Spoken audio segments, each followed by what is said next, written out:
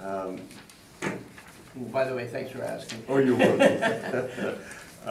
Good morning, ladies and gentlemen. I'd like to call the meeting to order.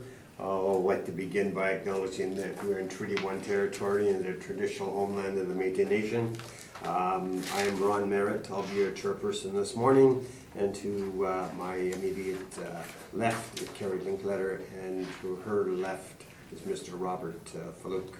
And representing the City of Winnipeg from the Assessment Department, Jeremy Pohl. Our recording secretary is Belen Rojo. We'll be hearing an application for revision of the assessment roll in accordance with the Municipal Assessment Act. The matters for which revision is requested has been described in each application, and will limit discussions to those matters. The statements that the applicant or the assessor make at this hearing are sworn testimony, and anybody speaking in these matters must be sworn in. Please be advised that comparisons of assessment properties are not considered evidence of market value by the board. The board is appointed annually by City Council and is independent of it, along with the city administration. We make our decisions based on the evidence provided at the hearing, and there's a written order that will be mailed to all parties as soon as possible.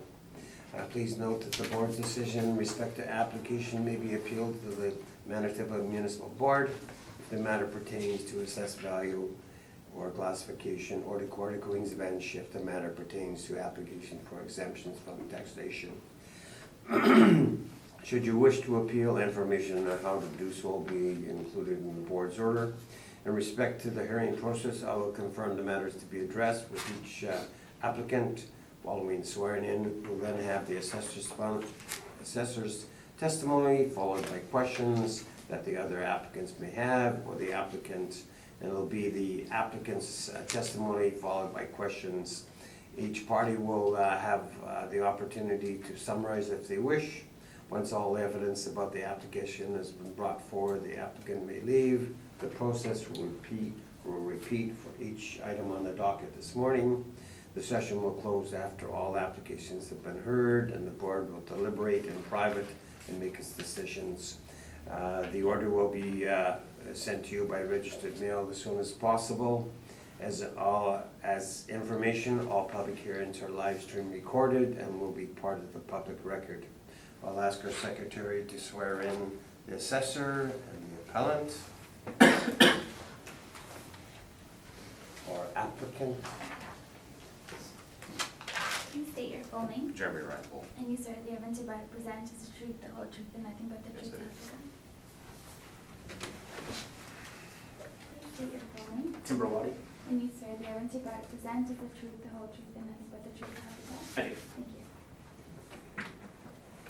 All right, I think we will take to 20 Desjardins Drive. The floor is yours, Mr. Pohl. Okay, roll number is 060039599700. The 2020 assessed value is for $2,568,000. It was built in 2008. There is a leasable area of approximately 12,136 square feet. If we turn to page, at the end of the brief, we turn to page 8, gives you an aerial view of the property.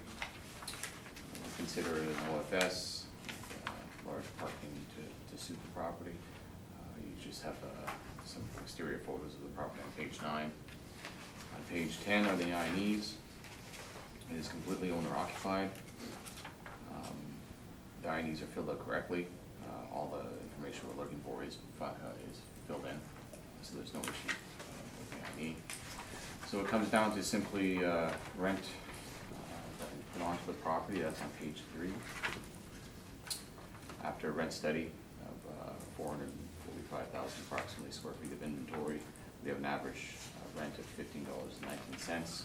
Weighted, it works out to be $14.73. These are all larger parcel or commercial rentable units. So you can see around $15 is the upper end of the range, $15, $16.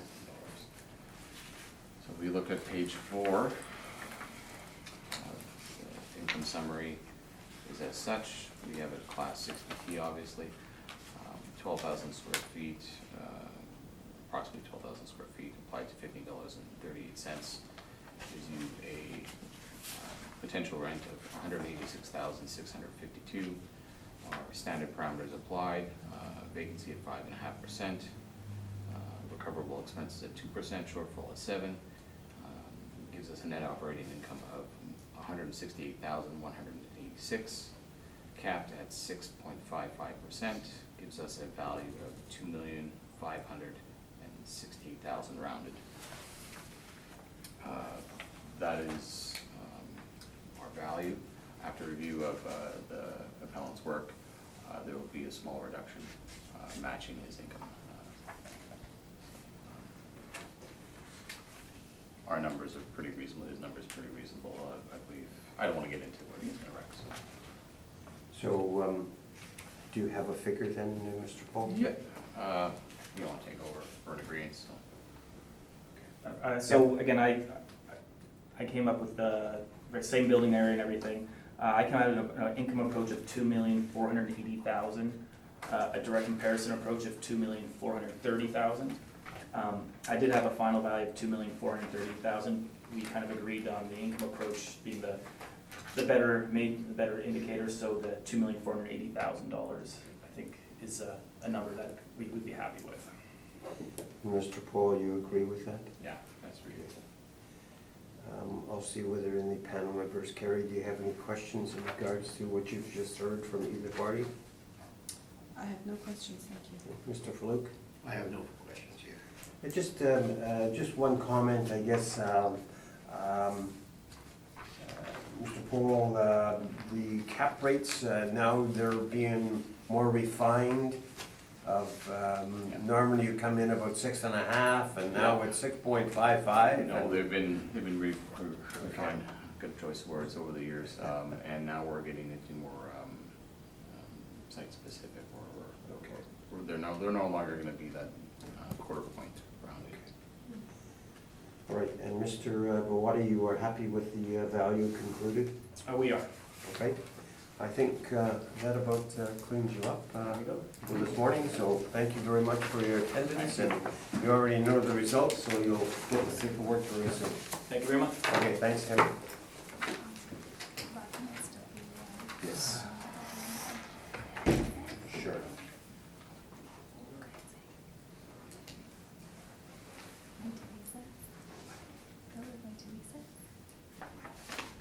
We're going to have a break? Oh, he's there, okay. Good morning, Mr. Newfields. Morning, morning, morning. Morning. We'll have you affirmed. Please state your full name. And you have to evidence about and present the truth, the whole truth, and nothing but the truth. Yes. Thank you. Please state your full name. Rocky Newfeld? And you have to evidence about and present the truth, the whole truth, and nothing but the truth. I do. Thank you. All right, according to our docket here, we have 1868 Portage Avenue. Correct.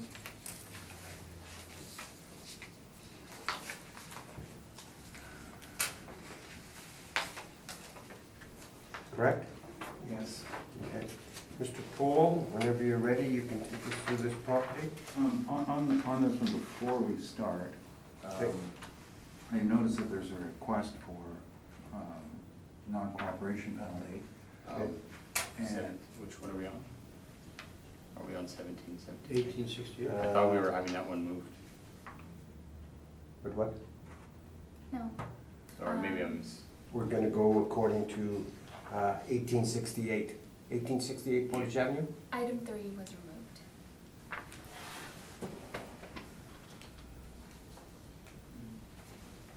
so which address are we doing now? We're doing 1868 Portage Avenue? Portage Avenue? Yes, and there's non-compliance on Okay. this one. And I thought this was the one that was moved. No. Okay. All right, maybe I misheard. Okay. Just continue, Mr. Newfield.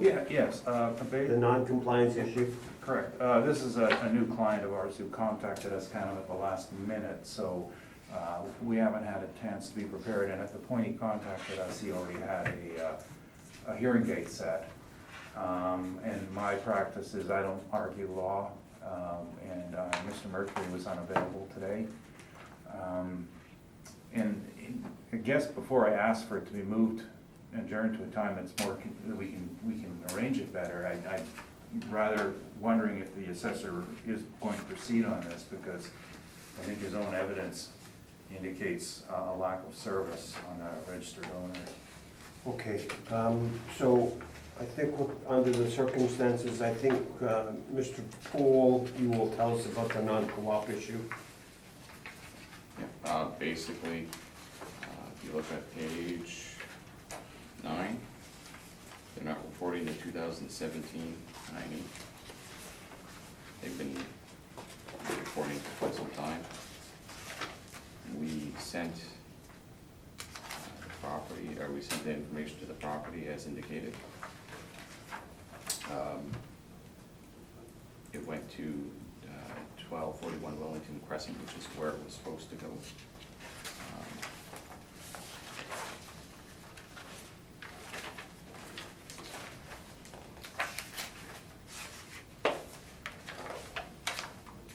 As indicated here, this is where it goes on the page 18, if you look at page 18.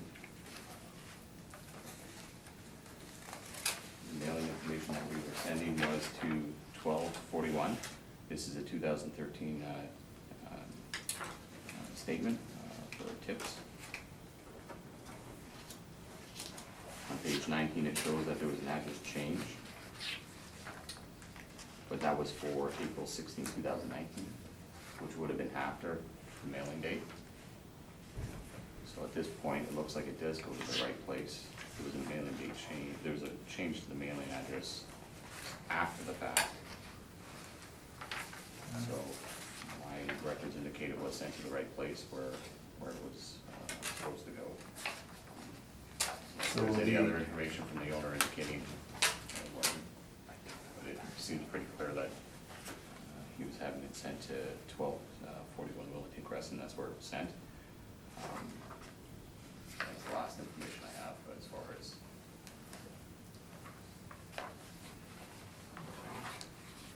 So the city's seeking the non-co-op. Yes. And Mr. Newfield, explanation? Certainly. First of all, the assessor, page 19, just explain what that is. Like I said, this is dated April 16, 2019. It appears that there was an address change. So that's the information I have from tax. So they notified you of an address change, and how about the taxes, were they paid? I didn't check, I'm assuming. You're assuming, were they in possession of the property?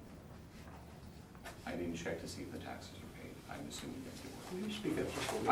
I didn't check to see if the taxes were paid. I'm assuming that they were paid. Well, I you're checked to see the an mailing employee of the address. city, when I I checked to correct. see, let me make it very clear. I checked to see if it was sent to 1241 Wellington Crescent, where all the information was being sent to. It appears that it was. I'm bringing in the last bit of information that I have, which is the very last page at page 19, which indicates that there was a mailing address change as of April 16, 2019, which is after the fact. So it does appear that it went to the correct address. That wasn't my question. Was this the owner during the time period? This is the address that we haven't sent to. This is, I fail to see the rationale. That's okay, you don't have the right to question my questions. I just asked, are you sure, do you know that was the owner at the time? Couldn't tell you. Your, Like, what? does your computer system allow you to track the taxes? I didn't check the taxes. I'm quite clear on that. I'm checking to see where the ID was sent to. You're not aware that the city of Winnipeg was in possession of this property due to tax sale? No, I was not. So this is why I need a lawyer, because like, this is up on tax sale. The city owned it, you bought it back from tax sale for arrears. And I, you know, it's a little bit more complex than this. Separation date, November 5th, 2014. The notices went to the spouse. You know, messy divorce case. When the taxes weren't paid, went for tax sale. I don't have the exact dates. It wasn't in possession of it at the time these requests were sent out, because the city takes possession, legal possession for tax sale. And he did eventually get it back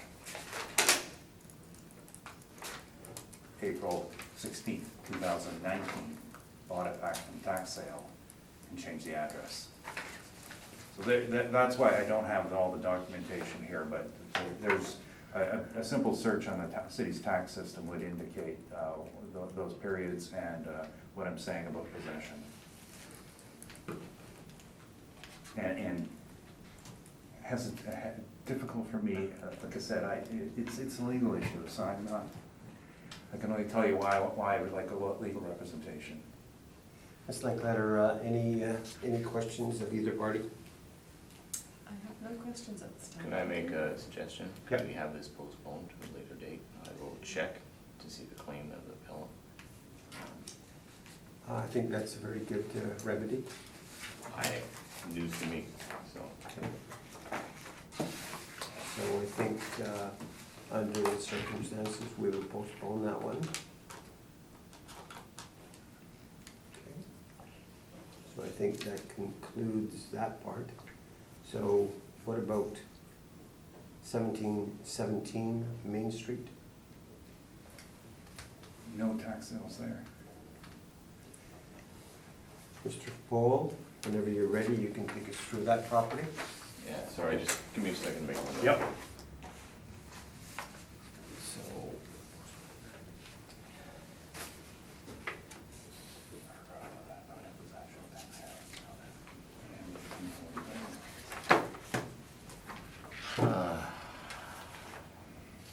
So 1770 Main Street.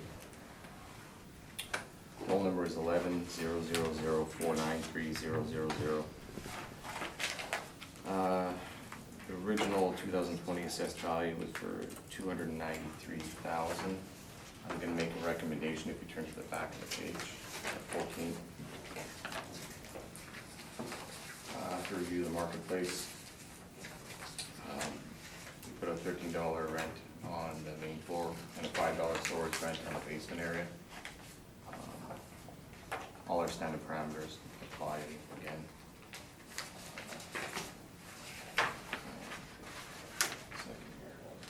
Sorry. And I increased the vacancy, I apologize, to 850. At that point, I've addressed for the location of the property. The potential market income is $20,028. That works out to be approximately $8.24, $8.25 a square foot. Applied to $7 for shortfall, 2% for other non-recoverable expenses, and capped at $705 gives us the value of $257,871 rounded to $258. So that's the recommendation I'm going to make today. I was unaware that I had no comment. I haven't been able to talk to the owner, so it was taken over by Mr. Newfeld. So if we go to page 3, my comparables. On Main Street, the closest one's to Main Street. Our average weighted square foot average is $13.57. We turn to page 4. Again, this was the original workup for $293,000, which I've reduced down to $258.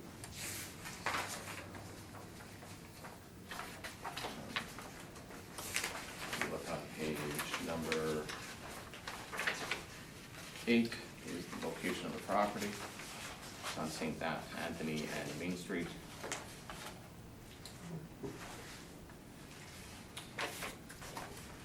And if you look on page 9, their IDs are correctly filled out. All the information that we're looking for is there. And the last sales questionnaire that we have is from 2006. It's an older sale, obviously. Just to complete the information that's there. So, $8.24 rent, I think, is reasonable. I'm not sure if the basement is more than storage, but I think it's pretty safe to say that it would be at a lesser rate.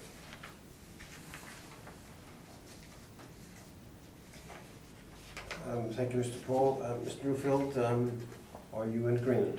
No. Okay. Questions for the assessor? Have you inspected the site? No, I had not. I had no contact with the owner either. Okay, and what was the reason for the change you made? The quality of the property. What's, do you not have a separate vacancy calculation for OFM? Is that normally 5.5% OFM? Correct. I changed it given the condition of the property.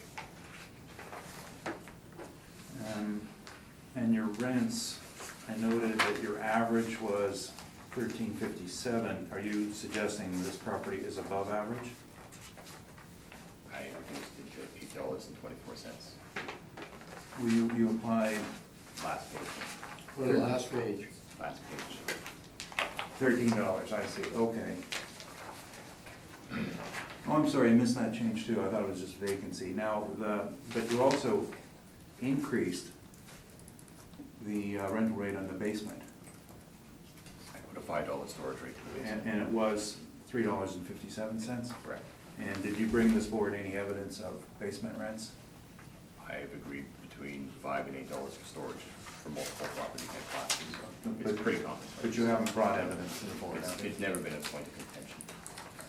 Question, did you bring evidence? I answered the question. Yes, sir. Yeah, I was just looking. I answered your question, no. I didn't see any here, I was just wondering if I missed any in here, did I miss any?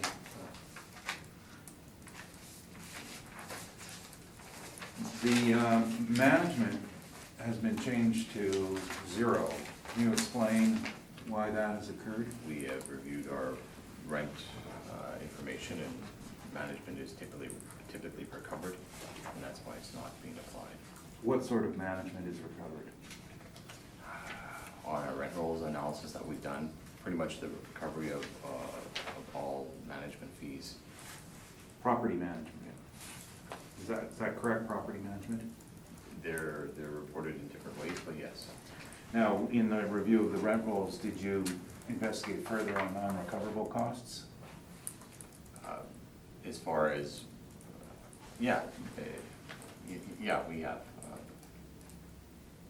Well, you're not aware that this 5%, and I'm going back 10 or 15 years, which I know was before your time, was an understanding that it applied to the non-recoverables, not to property management.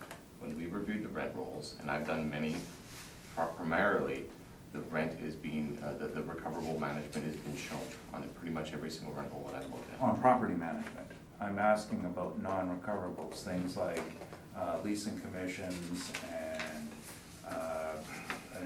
non-capital expenses that you can't recover from a tenant, insurance Those are sometimes. separate, those are professional fees as well. Professional fees, Yeah, we haven't taken those out, but those are still costs. but they're not management. They're even described as yourself as non-management. Exactly, so now let's go back to my question, previous question, you're not aware that about a decade ago, that this matter was brought to several hearings with the final decision being that 5% would remain in place to allow for non-recoverables? If you're asking me to go back 15 years for some hearing, no, I'm not familiar with. You're not familiar with, okay. That was that was what I was wondering.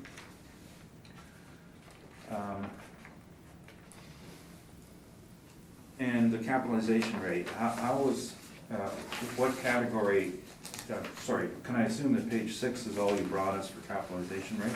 Correct. And which row does it come out of? We don't have an OFM study here. Oh, okay. It's simply the model that was derived.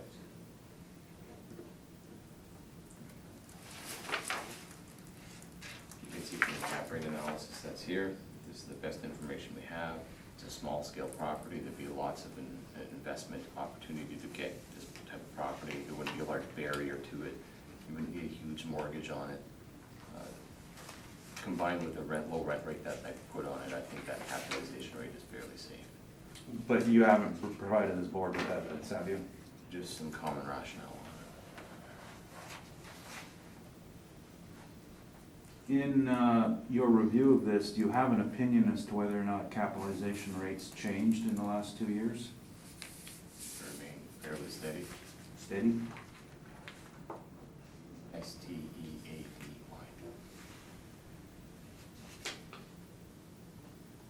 And the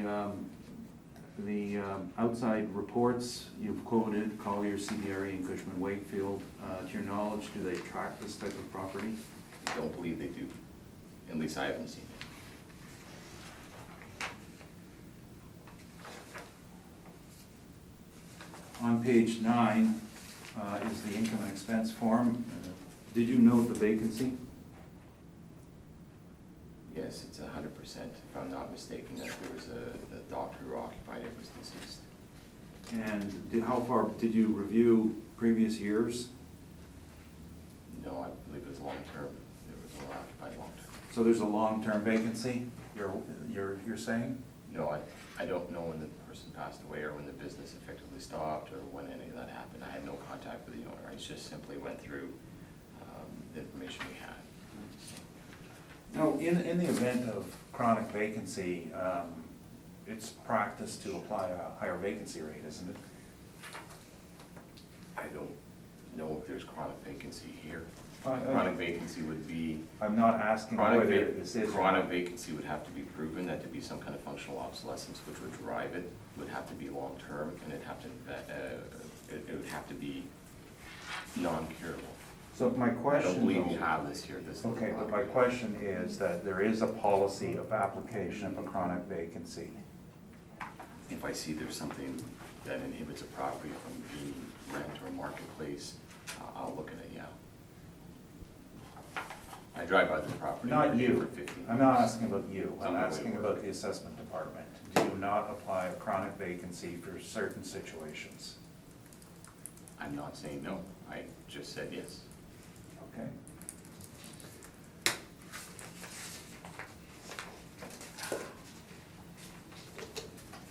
Those are my questions, thanks. Joe? And I do have some rebuttal. Okay. We'll just, Slinkbetter, questions of the assessor? Yes, Mr. Poole, good morning.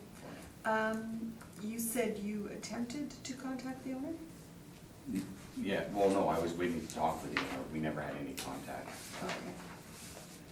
I'm not sure what happened, like, I had an offer, I was waiting to discuss here today, and now we had a shift from the owner represented to an agent representing the owner. Okay, so prior to that, though, you didn't make an attempt to contact the owner? No, I didn't.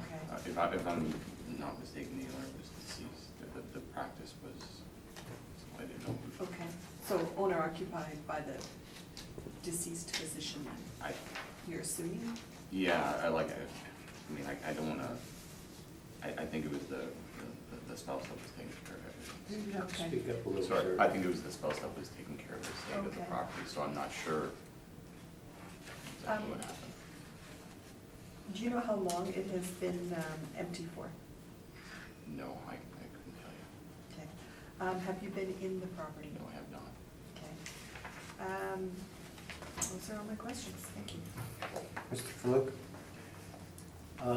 My question is, and I'm trying to find it, the income figures that you've arrived at, are they substantiated by the owner, or these are estimates by you? Estimates by myself. Is it necessary to not obtain that income, or when you've asked for it and didn't receive it? They've been owner occupied for a long period of time. So there is no income if you're owner occupied. But with this being a corporation, they would have had to have filed an income figure. But if you're owner And your occupied, it's financials. basically a book rent. Sorry? If it's owner occupied, it's a non-arm's length.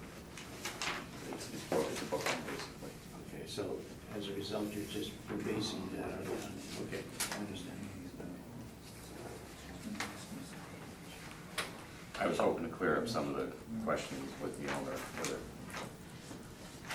Had you talked to the owner about this recommendation? No.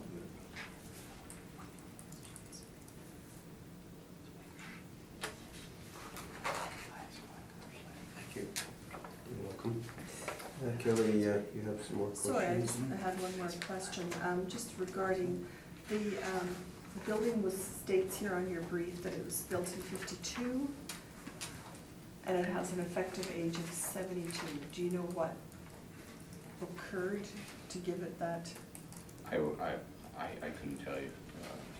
I don't have notes that go back that far. Okay. Do you know when the last time this, excuse me, when the last time this building was inspected? I'm not You sure don't if this have- property ever was inspected, I mean, wasn't recently inspected or even remotely recently Okay. inspected, so. So, this is a 70-year-old building, and it's got a cap rate of 7.05? To reflect an $8 approximate rent, yes. An $8 rent in a practitioner's marketplace is a very low rent. So a lot of these would be owner occupied, they typically are, some of them are leased out. So when you're moving, you're basically half the rent of what you get in an office type property. But this 7.05% cap rate was computer generated? Correct, but it would be a reflection of the risk to the income stream. What would be a risk to an $8 rent in a marketplace that's, averaging between $13 and $15. Sorry, you indicated that, I think previously when I asked, you didn't know how long this has been vacant for? Yeah, my understanding is from what we have is the practitioner was deceased. I don't know when they stopped practicing, when it was, I don't know. Okay. I'm just wondering, because on your back page of 14, you increased the vacancy allowance, so I'm, Correct. But that's based on the actual building. If you look at, this isn't a standard. No. So that's why I increased the vacancy. I'm basically showing what the risk is to the income that would be on the property. You'd be able to get an $8 rent in this property pretty steadily. thank you, that's all the questions. Mr. Winfield, your rebuttal information? Thanks.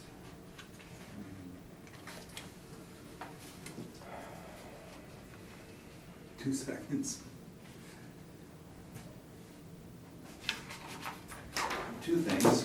There were some questions about how long it's been empty, and I apologize for doing it in this manner.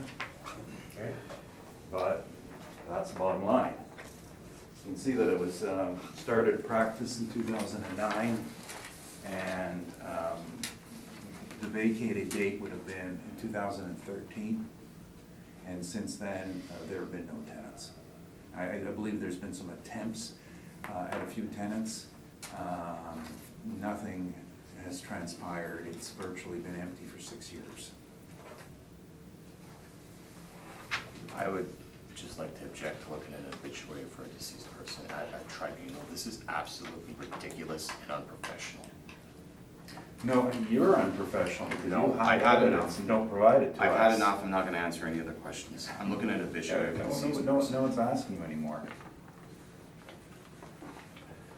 You're not the type of person who should be taking the high road. Gentlemen, let's make this professional, please. Okay. So, what are you rebutting here, Mr.? Oh, the length of the vacancy. Okay. And All right. incidentally, Mr. Weiser, the owner's, deceased owner's husband, did provide me with this information. So there is no sensitivity on their part. This was fine with him. Mr. Poole, you have any questions? Absolutely not. Okay. Ms. Ledbetter? Robert?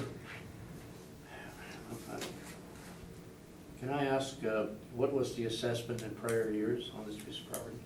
I didn't go back to prior years. We don't do assessments based on other years. We No, don't I know, compare but I assessments. just thought you might know. Based on the fact that we're saying that these things are sitting empty. Let's just- Yeah, I don't do that. I don't get into comparing assessments from one cycle to another. Okay, thank you. Sure you're okay. Yeah, I Okay. don't have any questions. Mr. Newfield? Your presentation? Oh, sorry, I did have one more item for rebuttal. Management expense costs. Sorry. Okay, Thank you. okay. As you've probably all heard by now, the city's deleted 5% management, and those of you who've been around for a while will remember the history, that this is the third attempt at doing such a thing. The previous two ended in an agreement that it belongs as an answer to the non-recoverables, and it is not for property management, never has been. It is for non-recoverables. And what this is, and I don't know if you've seen Altus's study. They sent me a draft on Friday. They'll be showing you their version, their properties. Cushman & Wakefield are doing their managed properties, and we'll present you a study of those as well. And I think you're gonna get another one from another group too. What we did is we looked at the statements of property owners, variable sizes of properties, as you can see, and looked at their non-recoverables. And these were the expenses that they can't get back from the tenants.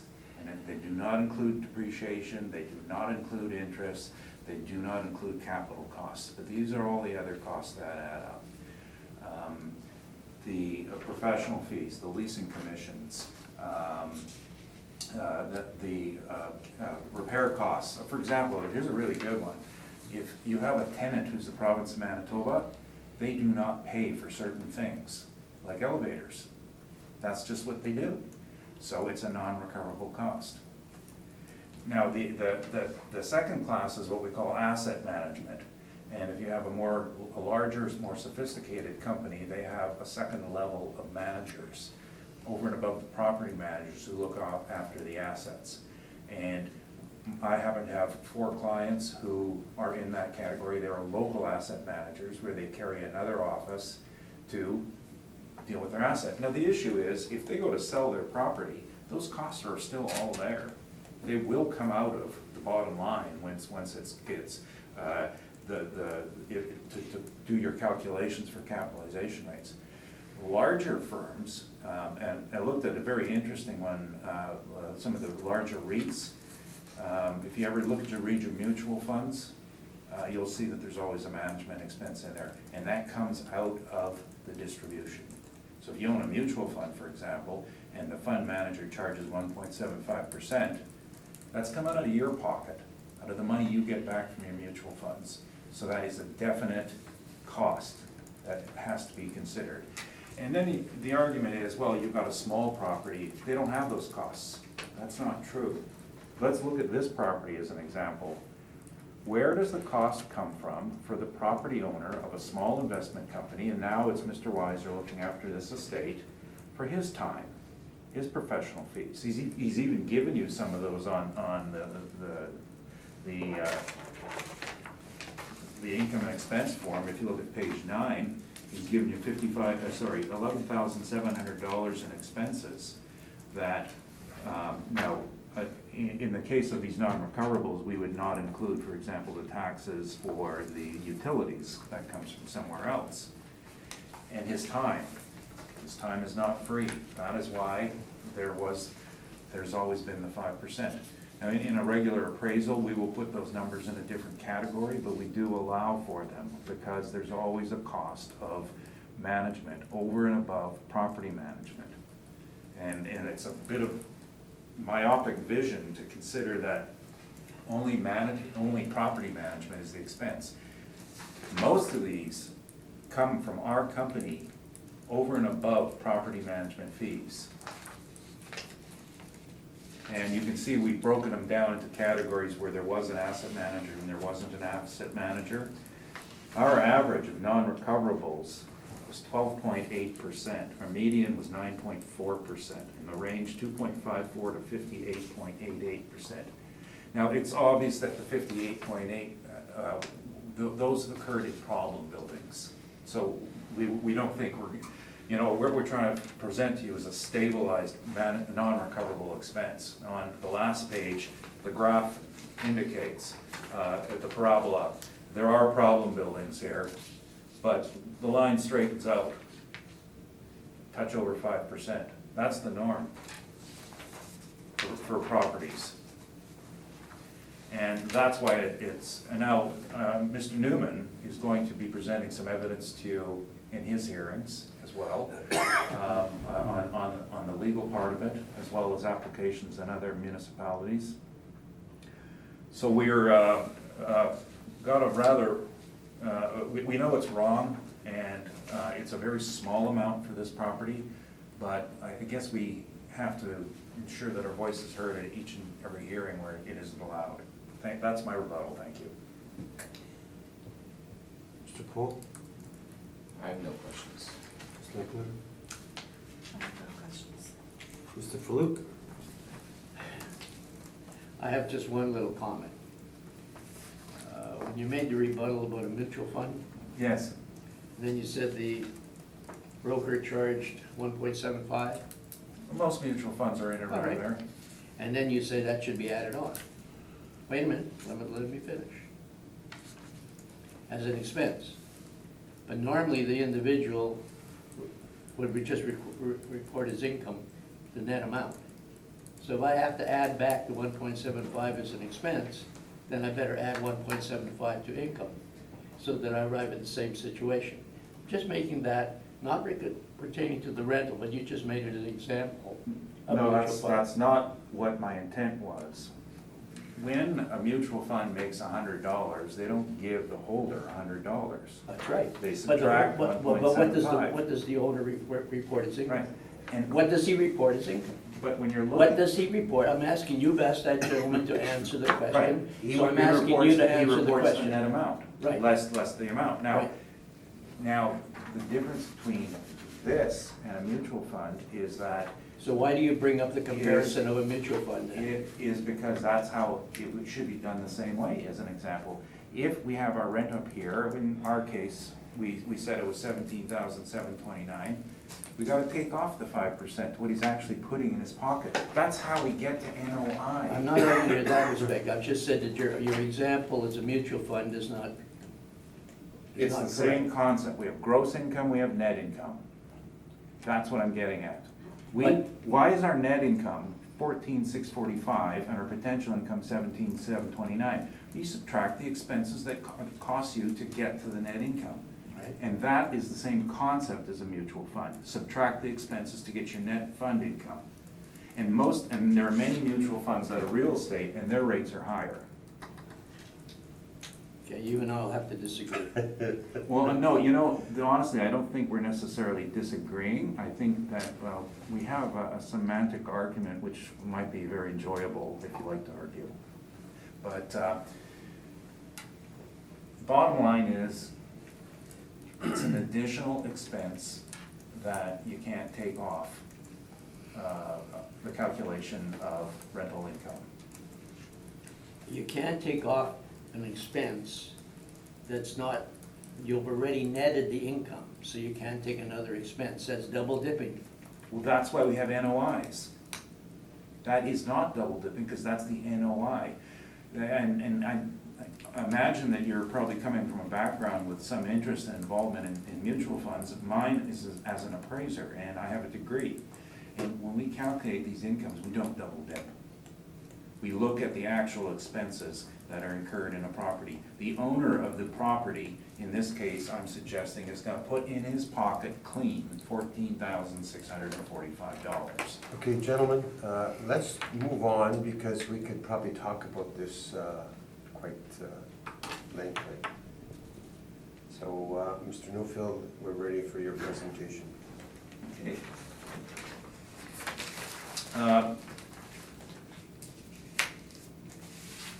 As a very, very new client, we didn't have a lot of time to put together anything for this property. We looked at a rent of $729 overall, include the basement and upper level. Just to give you a better idea of the breakdown, we know that the basement was in use for record storage, so there was some value to it. We would put a rate of $3 on it, and then the upper level at $11.58. That's the way our blend should have been broken down. It's the same number. And we have a number of rents listed on page 3 and 4. Basically, a bunch of miscellaneous retail, as well as there are some smaller clinics in there. Property is on Main Street. It is not a good neighborhood for generating income. And that's a fact of the market.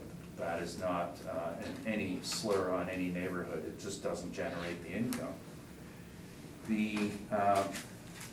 As I said, we're putting this together on a very short notice, and then determining the details on the length of the vacancy was something we didn't have a great deal of backup information. The owner had told me he's been vacant since 2013. And later on, we ended up, after evidence had been submitted, discussing the circumstances.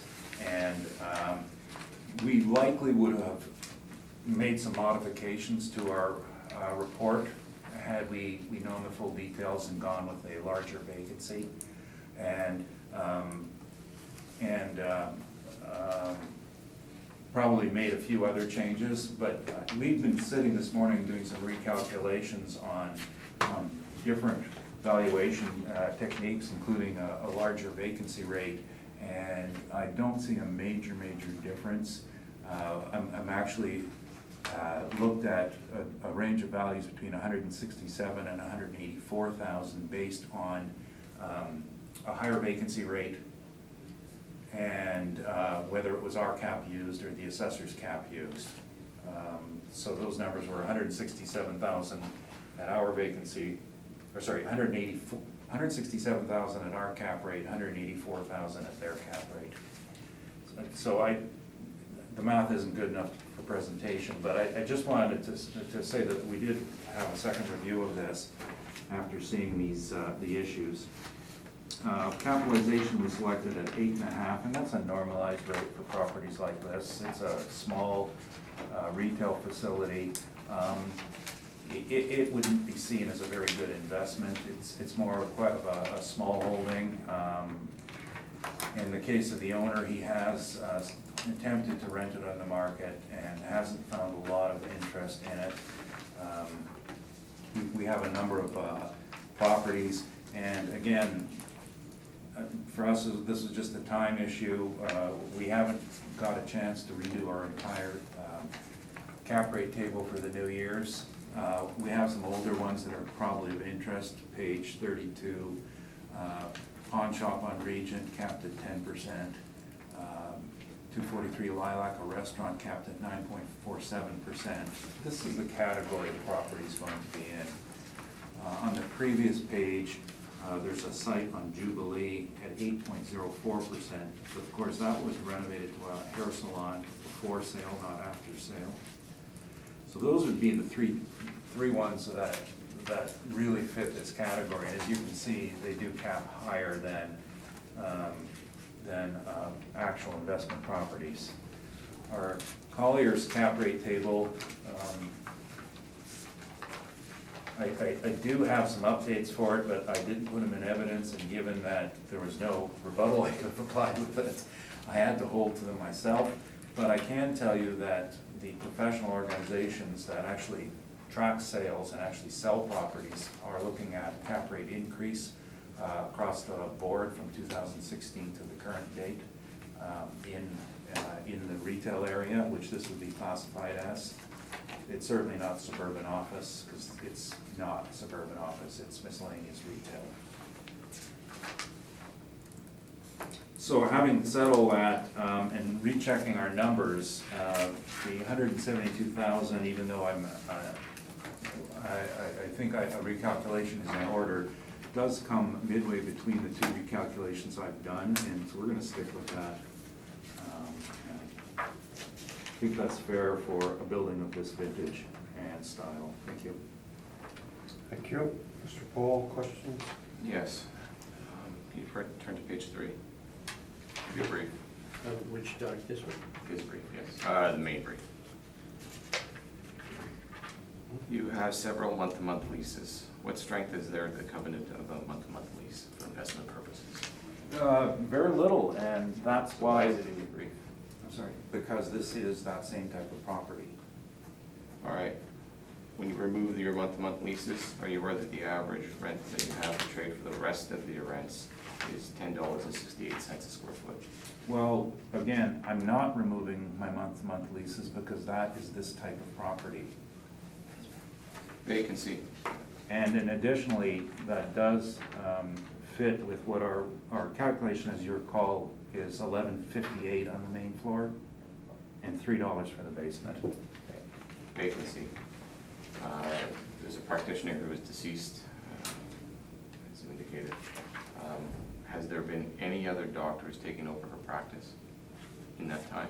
Has there been any actual tenant in there, whether it be arm's length or another practitioner?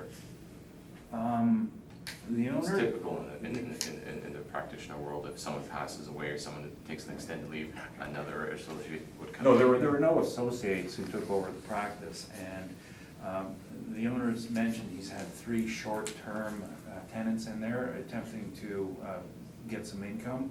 What are they? Who were they? I don't have all that detail. Do you know how long they were there? He said a matter of months. Do you know if there's any relationship to they're bringing in their own clientele, or did they actually take over what was there? No, they never took over the practice.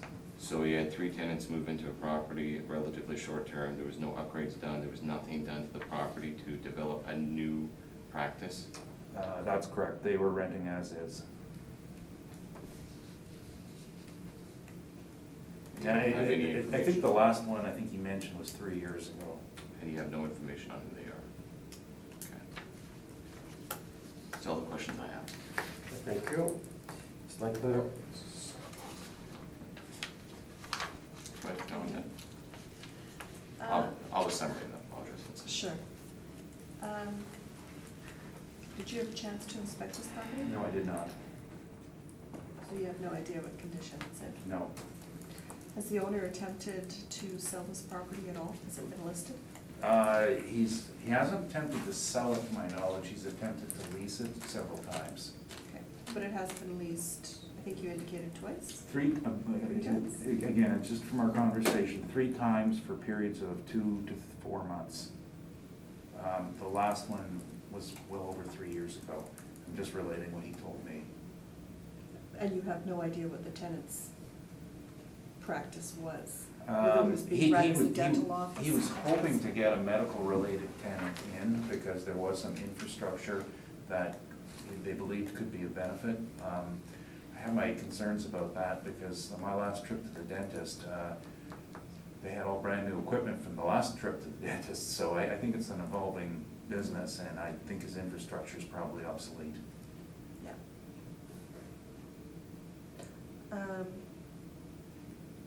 That's all my questions, thank you. thank you. Mr. Fluke? Just following up on that, these tenants between 2 and 4 months, you know what rent they paid, what rate? He was talking $8. $8 one, $9 another net.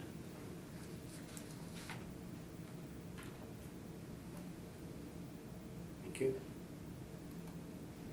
All right. Mr. Cole's submission? Yeah, we have a sale that was in November of 2006 for $130,000. We have an agent now representing the property at $172,000. Over that 11-year time period, that works out to be about roughly 3% increase per year. I find that hard to believe in a rising commercial marketplace that this property would be immune to any kind of increase, a nominal increase of about 3%. I think our rental information at $8.24 is reasonable. I think that that is way under market, and that's reflective of a risk to $8 rent at our cap rate, and a small increase for vacancy would be appropriate. So I think my recommendation that I made on the property at being $13 from the main floor and $5 for storage is appropriate. So for $258,000, I think it should be reduced to that.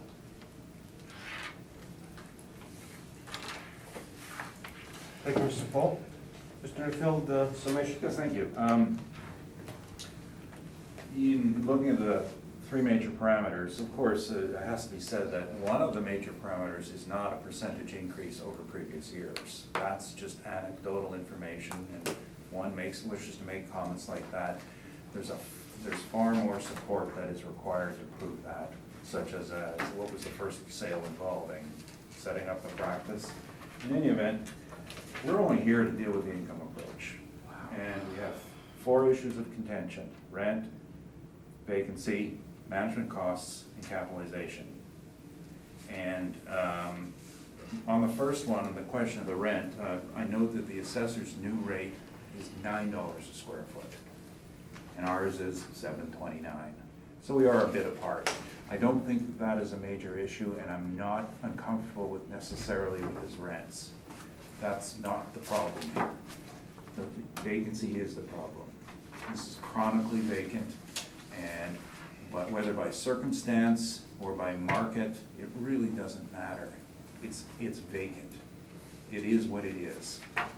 And the assessment department has the ability to apply chronic vacancy rates between 15 and 25% should they choose. That is something that has to be considered. The third issue is the management cost. It was removed from their valuation. As someone who doesn't necessarily practice the concept of mass appraisal, but I do single point appraisals, non-recoverables exist. They're real. They're part of the costs involved in any income producing property. To turn to blind your eyes to these costs means you're not a very good investor if you have a high degree of non-recoverables coming out of your property. And an allowance is always made in any valuation. Even, for example, when Colliers does their cap rate reports, we put in management costs, non-recoverables. We always adjust for it because we sell properties. We sell real estate. We understand investments. It's a necessary deduction that does not show, that cannot be recovered from the tenant, but must be considered in the NOI. Every single statement, if you recall your times on the board, when we bring in our statements, financial statements, please look at the non-recoverables. That's where these came from. And when we argue the non-recoverables, and we never challenge the 5%, we look, you think of when we bring in a statement, well, it'll say net income, and then below that, there's a category for non-recoverables. We don't take them off our income because they gave us a 5% allowance. That seemed to be fair. They want to change the rules now. That's not fair. Lastly, the capitalization rate. To suggest that a 60-year-old building in the north part of Winnipeg is a 7% capitalization rate is not appropriate. It's small. It's obviously proved to be a poor investment risk because it can't be leased. Another issue is the single tenancy nature. If you have a strip mall with 7 tenants, one goes empty and you backfill them with another, that's only hurting you by 14% of your income. You lose a tenant in a single tenant, you lose everything, 100% of your income. These are not good investment properties, and they tend to be small, owned by very, very small investors. Our number's right.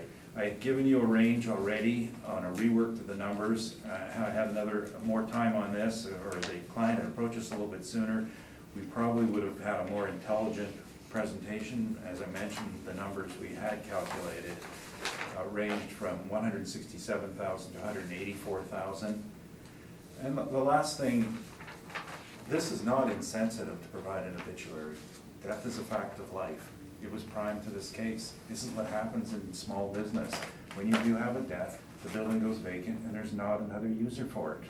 It was designed as the practice. And if you read this, there's some very interesting things about this woman's life.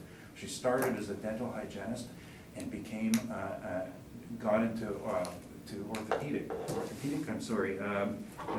orthodontic work. And that is not your run-of-the-mill practice. So there is a degree of specialization, which the market is refusing to reward. right at this point in time. Thank you. And again, this was not insensitive. This, her widower, yeah, it has been 6 years and he's fine with this. Thank you. Gentlemen, thank you very kindly for your presentations and results very soon. And that concludes our hearing. Mr. Poole, thank you. Thank you.